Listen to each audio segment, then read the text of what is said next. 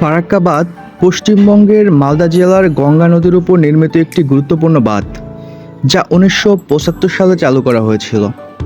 এর মূল উদ্দেশ্য ছিল হুগলি নদীর নব্যতা বজায় রাখা এবং কলকাতা বন্দরের কার্যক্রম সচল রাখা।